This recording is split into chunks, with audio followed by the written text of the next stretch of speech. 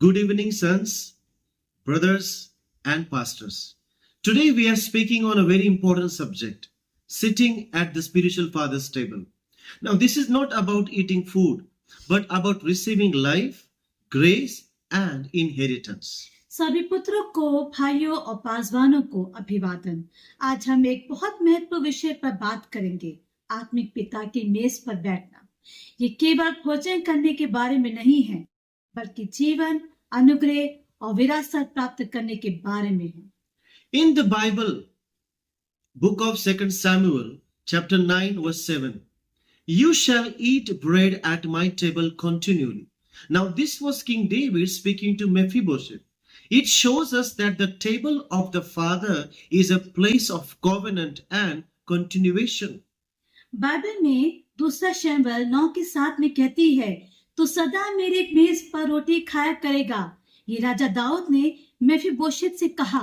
ये दिखाता है कि पिता की मेज पर वाचा और निरंतरता का स्थान है। What is the apostolic table?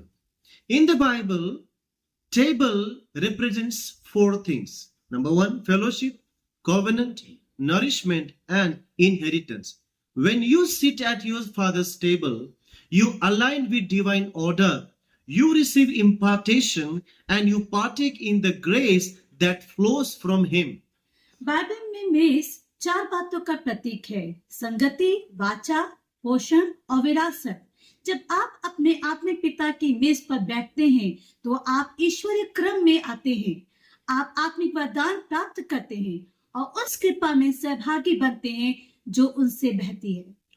Let us see in the Old Testament, Mephibosheth at David's table. Now we know that Mephibosheth was crippled in his feet, but he was given a seat at the king's table because of covenant. It was not about perfection, but it was about covenantal alignment. Likewise, sons do not sit at the father's table because they are perfect, but they sit because of covenantal relationship.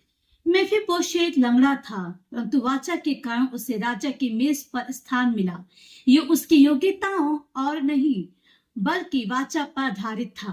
उसी प्रकार पुत्र पिता की मेज पर अपनी पूर्णता के कारण नहीं, बल्कि वाचा के संबंध के कारण बैठते हैं। We also see in the New Testament Jesus with his disciples. In the book of Luke chapter 22 verses 28 to 30, Jesus said to his disciples, you are those who continued with me in my trials, and I bestowed upon you kingdom, that you may eat and drink at my table in my kingdom. The table where Jesus gave his disciples training, intimacy and authority. लूका के 22 उसके 28 से 30 में यीशु ने अपने चेलों से कहा, तुम वे हो जो मेरे साथ कष्टों में बने रहे, और मैं तुम्हें राज सौंपता हूँ कि तुम मेरे राज में मेरी मेज पर खाओ और पियो। मेज ही वो स्थान था जहाँ यीशु ने अपने चेलों को तालीम दी, निकटता और अधिकार दिया। Apostolic principle of sitting at the Father's table is, let me share with you 5 principles. मैं 5 सिद्धांत बताना चाहता हूँ। Number 1, identity and sonship. At the table you know you are a son, not an orphan. Paul said, I begot you in Christ in 1 Corinthians 4:15. पहचान और पुत्रत्व। मेज पर आप जानते हैं कि आप पुत्र हैं, अनाथ नहीं। पौलुस ने कहा, मैंने मसीह में तुम्हें जन्म दिया। 1 कुरिन्थियस 4:15 में यही लिखा है। Second, inheritance. Elijah's mantle came upon Elisha because he stayed close. दूसरा, विरासत। एलिशा को एलिया का वरदान इसलिए मिला क्योंकि वो पास ही रहा। Third, intimacy and instruction. The table is for conversation, correction and impartation. निकटता और शिक्षा। मेज वार्ता, सुधार और आत्मिक शिक्षा का स्थान है। Number 4, impartation of grace. Romans 1:11 says, I long to see you that I may impart a spiritual gift. Fourth, कृपा का हस्ताक्षर। रोमियो 1:11 कहता है, मैं तुम्हें देखने की लालसा रखता हूँ ताकि तुम्हें आत्मिक वरदान दूं। Fifth, covering and protection. At David's table, Mephibosheth's crippled feet were hidden. पांचवी, आवरण और सुरक्षा। दाऊद के मेज पर मेफीबोशेत के लंगड़े पांव छुपे रहते थे। Now let's see what is the danger of leaving the table. आइए देखें मेज छोड़ने की धोखे क्या है। Absalom sat at David's table but rejected his father's heart. Judah sat at Jesus' table but betrayed. When sons leave the table, they step into rebellion and destruction. अबशालोम दाऊद के मेज पर बैठा और उसने पिता का दिल अस्वीकार किया। यहूदा यीशु के मेज पर बैठा और धोखा दिया। जब पुत्र मेज छोड़ते हैं तो वे विद्रोह और विनाश में जाते हैं। But there are also benefits of sitting at the father's table. पर पिता की टेबल पर बैठना एक फायदा भी है।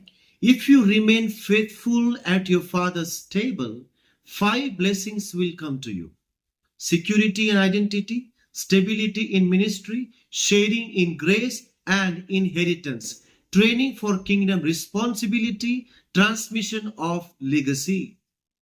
यदि आप पिता की मेज पर निष्ठा से बने रहते हैं तो 5 आशीषें मिलती हैं आपको: पहचान की सुरक्षा, सेविकाई में स्थिरता, कृपा और विरासत में सहभागिता, राज्य की जिम्मेदारी के लिए प्रशिक्षण, वंश परंपरा का हस्तांतरण। So, what we should do, we must stay connected. Don't isolate yourself. Honor the words from your father's mouth. Serve before you eat.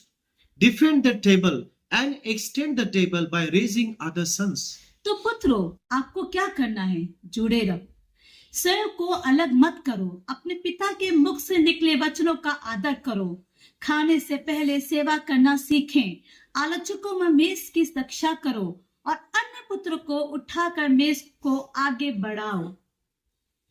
Malachi chapter 4 verse 6 says, He will turn the hearts of the fathers to the children and the hearts of the children to their father. This is the last day move of God. Apostolic ministry is not built only on pulpits but on tables.